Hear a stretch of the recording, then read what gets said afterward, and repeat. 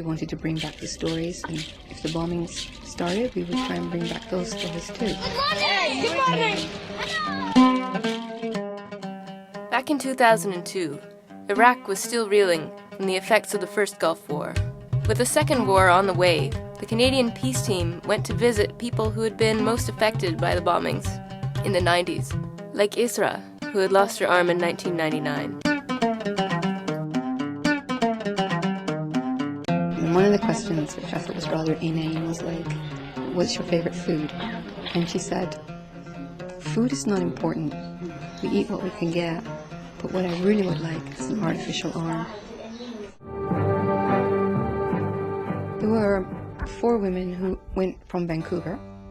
We were part of the Canadian peace team. We went in solidarity with the people of Iraq, but it was also, for me, a fact-finding mission, and I went with my video camera because I wanted to be able to document what I was seeing, to bring back the stories of the average Iraqi people.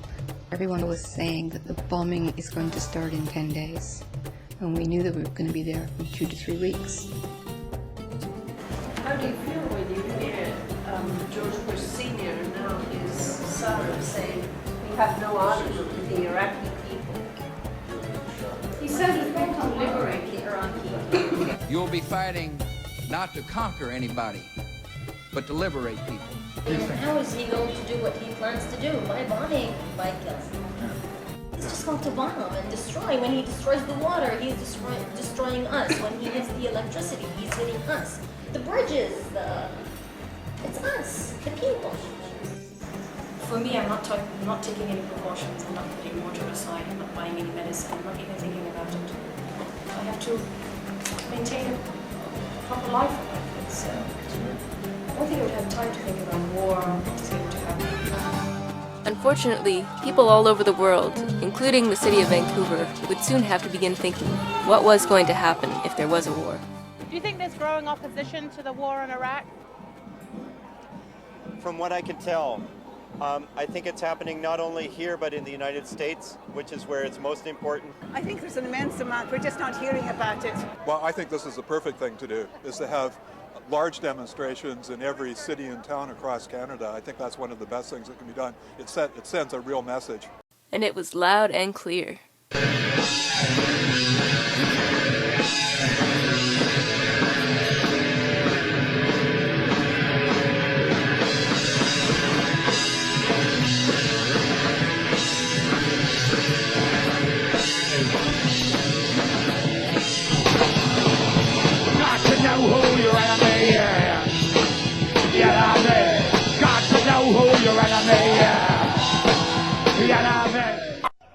We have activities in this country alone of over 33 cities across this country.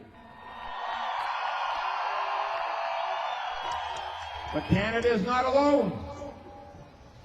32 countries that we're aware of are having demonstrations today. We are here to send a message of hope and solidarity to the people of Iraq. We are here to tell them that we will be with you. And so we're here today because we want to say to the Canadian government, have the courage to stand up and speak out and stop this war. Do not be complicit in the war on Iraq.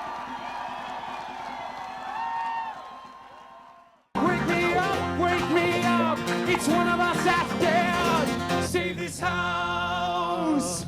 Welcome, and thank you all for being part of the largest peace movement in human history.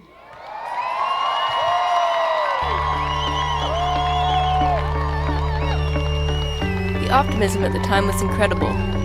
We were making a noise and being heard.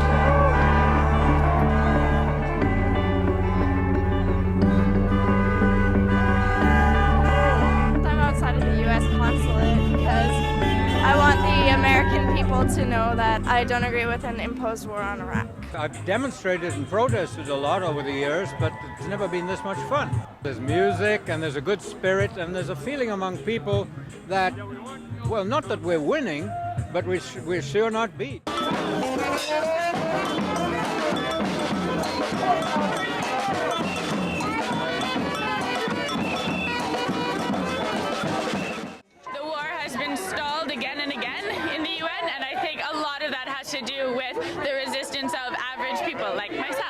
I think the reason he hasn't gone to war already is because of the peace marches the world over. Worldwide, all of the world's citizens coming out in favor of peace has slowed the war process down. It's so heartening to see. The great mass of humanity might stop a war on this planet, which would be an amazing achievement and victory for all of us. Do you think we're making a difference? I know we're making a difference. Some of the highlights from today's rally. In Italy, they shut down the whole country. They've called it general strike.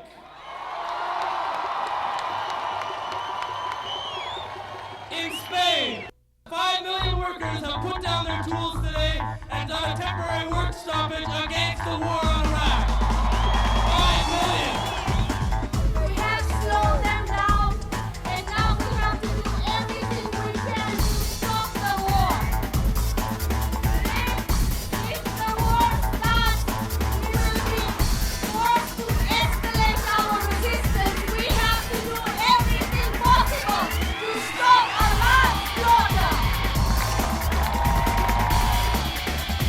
Then we got the news. They'd gone ahead and done it anyway. How do you feel now that the war has started? I feel very sad. Nobody has ever taken the position that Saddam Hussein is an inappropriate leader, but by the same token, it does not give people that happen to have military power the right to invade other countries. So it's absolutely and totally wrong, and I feel very, very sad.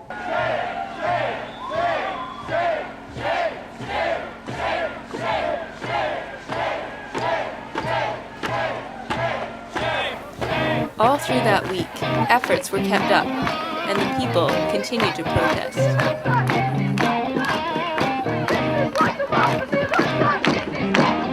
My first peace protest ever, and I'm embarrassed to say that I'm an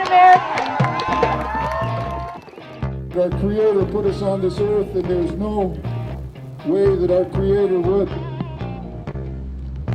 put a struggle or put a suffering upon us that we could not live with.